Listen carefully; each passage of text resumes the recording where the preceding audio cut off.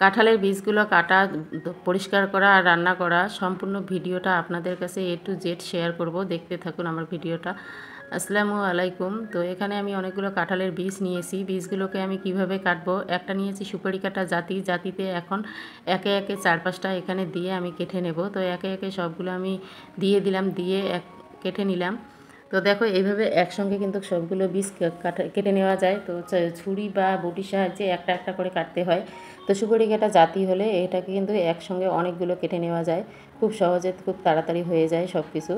তো এখানে আমি সবগুলো এইভাবে আমি কেটে নিলাম, নিয়ে এর যে উপরে ছিলকাটা আছে ওটাকে ছিলে নিব। তো ছিলকাগুলো আমি এইভাবে একে একে সবগুলো বীজ থেকে ছিলে নিব। তো এইভাবে খুব তাড়াতাড়ি কিন্তু ছিলকাগুলো ছিলানো হয়ে যায়। তো আমি একে একে সবগুলো এইভাবে তুলে নিব। তো কয়েকটা আমি তুলে নিলাম আপনাদেরকে দেখানোর সুবিধার্থের জন্য। তো একটা প্লেটের মধ্যে রেখে দিলাম। আমার কিন্তু সবগুলো হয়ে গেছে বীজ পরিষ্কার করা। আর এদিকে যে আমি খোসাটা রেখেছি, এটা জ্বালানির জন্য ব্যবহার করলে খুবই সুবিধা হয়। তো আমি এটা ফেলে দেব না। আর এদিকে যে কাঁঠালের বীজগুলো আছে, এই বীজের ভিতরের যে খোসাটা আছে এটাকে কিন্তু খেতে খুব খারাপ লাগে, তাই এটাই পরিষ্কার করব। এটা আপনাদেরকে আমি দেখাচ্ছি স্টেপ বাই স্টেপ, আপনার ভিডিওটা আমার দেখতে থাকুন। তো এখানে নিয়েছি একটা বাটিতে করে আমি পানিতে একটু লেবু চিপে দিলাম। লেবু দিলে কিন্তু খুব তাড়াতাড়ি খোসাটা উঠে যায়, তো আপনারা চেষ্টা করবেন লেবু দেওয়ার জন্য। তো এখানে লেবু দিলাম আর সঙ্গে একটু লবণও দিয়ে দেবেন। তো লেবু দিয়ে এখন বীজগুলোকে আমি দিয়ে দেব। সবগুলো বীজ এখানে দিয়ে দিলাম। দিয়ে লক্ষ্য রাখতে হবে বীজগুলো যেন পানির নিচেই থাকে, উপরে যেন ভেসে না থাকে। একটা ঢাকনা দিয়ে ঢেকে দিলাম আর 10 মিনিট এটাকে রেস্টে রেখে দেব। তো 10 মিনিট পর ফিরে এলাম। দেখো নোংরাগুলো বার হয়ে গেছে আর খোসাগুলো কিন্তু অনেকটা পরিষ্কারও হয়ে যাবে। একটু হাত দিয়ে ডলা দিলে কিন্তু পরিষ্কার হয়ে যায়। তো আমি হাত দিয়ে এটাকে করব না। আর এখানে আমি একটা মাজার বোতল দিয়ে করব। তো এখানে মাজার বোতলটা নিয়েছি, নিয়ে মাজার বোতলের সিপিটা খুলে নিলাম। খুলে নিয়ে এখন মাজার বোতলের ভিতরে এগুলো সবগুলো ঢুকে দেব, কাঁঠালের বীজগুলো। তো একে একে সবগুলো বীজ এখানে বোতলটার ভিতরে দিয়ে ভরে দিলাম। এখন বীজগুলো ভরা হয়ে গেছে। আর এখানে সামান্য একটু পানি দিয়ে দেব, যে লেবুর পানিটা আছে সেই লেবুর পানিটাই দিয়ে দেব। তো একটু পানি দিয়ে দিলাম সামান্য পরিমাণের, দিয়ে এখন এটাকে ঝাঁকানাকা করে নেব। এটাকে যত ঝাঁকবেন তত কিন্তু খুব তাড়াতাড়ি উঠে যায়। তো দেখো অনেকটা উঠে গেছে আর খোসাগুলো কিন্তু গায়ে লেগেও আছে বোতলের। তো আমি এখন পরিষ্কার করা হয়ে গেছে। অন্য গামলার মধ্যে বোতল থেকে ঢেলে নিলাম। তো ঢেলে নেওয়া হয়ে গেছে। একে একে সবগুলো বীজ এইভাবে আমি পরিষ্কার করে নিয়ে নেব। আর বোতলের গায়ে দেখো অনেক খোসা কিন্তু লেগেও আছে। তো আমার কিন্তু এখন পরিষ্কার করা হয়ে গেছে সবগুলো বীজ। এটাকে এখন ভালো করে ধুয়ে পরিষ্কার করে নিয়ে নেব। এখন কিন্তু পরিষ্কার করা হয়ে গেছে, সবগুলো কিন্তু ধুয়ে পরিষ্কার করে নিয়েছি। আর এদিকে আমি একটা প্রেসার কুকার নিয়ে নিলাম। প্রেসার কুকারের মধ্যে এখন বীজগুলো ঢেলে দেব। সবগুলো বীজ প্রেসার কুকারের মধ্যে ঢেলে দিলাম। দেওয়ার পরে একটু পানি দিতে হবে, 1 গ্লাসের মতো পানি দিয়ে দিলাম।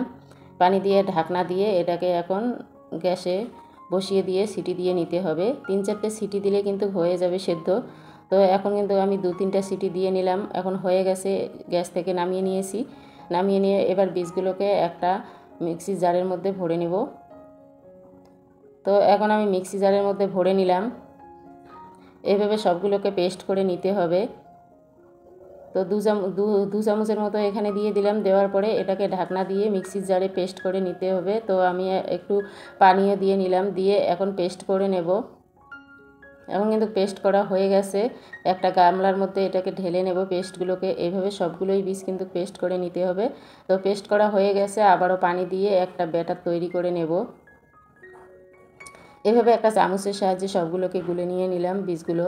নেওয়ার পরে এখন দিয়ে দিলাম লবণ, স্বাদ মতো, পরিমাণ মতো হলুদ, জিরে গুঁড়ো, লঙ্কা গুঁড়ো, আর দিয়ে দিলাম কিছুটা গরম মশলা। দেওয়ার পরে এখন ভালো করে মশলাগুলো মিক্সড করে নিতে হবে। এদিকে মিক্সড করা হয়ে গেছে। আর এদিকে একটা কড়াই বসিয়ে দিয়েছি। কড়াইতে দিয়ে দিলাম তেল। তেলটাকে ভালো করে গরম করে নিয়ে কয়েকটা দিয়ে দিলাম গোটা জিরে আর দিয়ে দিলাম শুকনো লঙ্কা। দেওয়ার পরে শুকনো লঙ্কাটা লাল লাল করে ভেজে নিয়েছি। নিয়ে একটু চেরা কাঁচা লঙ্কা দিয়ে দিলাম আর কিছুটা পেঁয়াজ কুচি দিয়ে দেব। দিয়ে এখন পেঁয়াজটাকে লাল করে ভেজে নিতে হবে।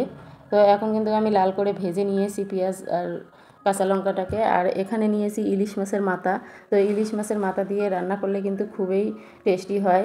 তো একটু মাথাগুলোকে ভেজে নেব, আগে থেকে ভাজাই এসে আরও একটু সামান্য ভেজে নিলাম। নেওয়ার পরে এখন আমি দিয়ে দেবো কাঁঠালের বীজের যে ব্যাটারটা রেখেছি সেই ব্যাটারটাই দিয়ে দিলাম।